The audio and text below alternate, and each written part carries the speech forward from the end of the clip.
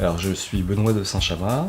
Et moi, Emmanuelle, de Saint-Chamas, la femme de Benoît, mariée depuis 20 ans, plus de 20 ans, 21 ans. Et on écrit des livres ensemble depuis 20 ans. On en a écrit environ une quinzaine.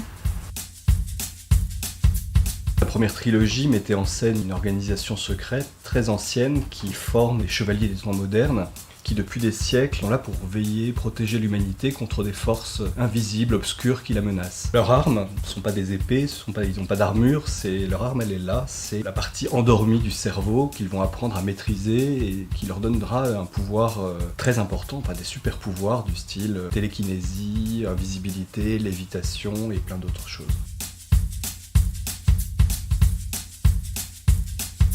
Donc ça se passe 2 ans après, les héros ont grandi, ils ont maintenant 15 ans. Donc on retrouve bien sûr des traits de personnalité qui étaient vraiment spécifiques à chacun des héros. Donc Raphaël et Raphaël, puisque 2 jumeaux ont le même prénom. Sauf qu'effectivement ils ont grandi et donc 15 ans c'est l'âge des grandes amitiés, du questionnement amoureux aussi.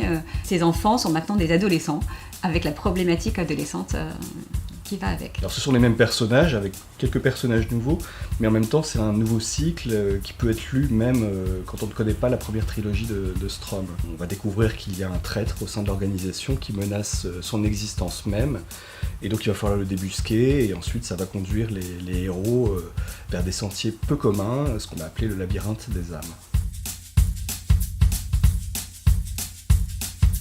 Alors en fait, il se trouve que dans notre histoire à tous les deux, le Louvre a une importance toute particulière. D'abord, quand on s'est rencontrés, moi j'étais à l'école du Louvre, donc c'était un peu chez moi le Louvre, je trouvais ça quand même pas mal.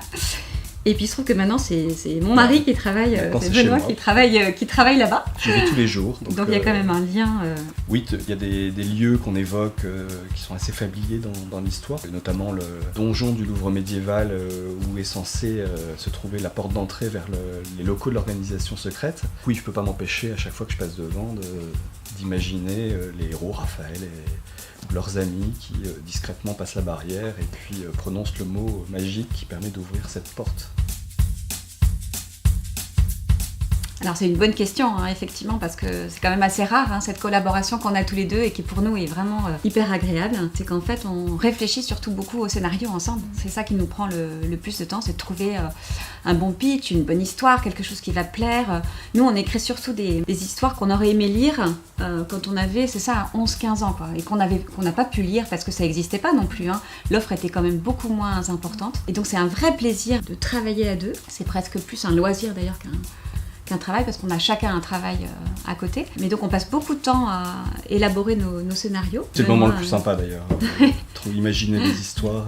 En plus on a des imaginaires complémentaires. Les croiser comme ça, les frotter comme deux silex, ça nous permet d'avoir des idées qu'on n'aurait pas séparément. Et donc une fois qu'on a frotté nos deux imaginaires, Benoît écrit les premiers jets. Il écrit très vite et très bien. Moi je suis très admirative de ce premier travail qui est déjà vraiment formidable. Et moi, il me laisse la possibilité de retravailler, de recorriger. Et ensuite, on trouve une version qui nous convient forcément à tous les deux à la fin de ce beau travail de collaboration. Voilà.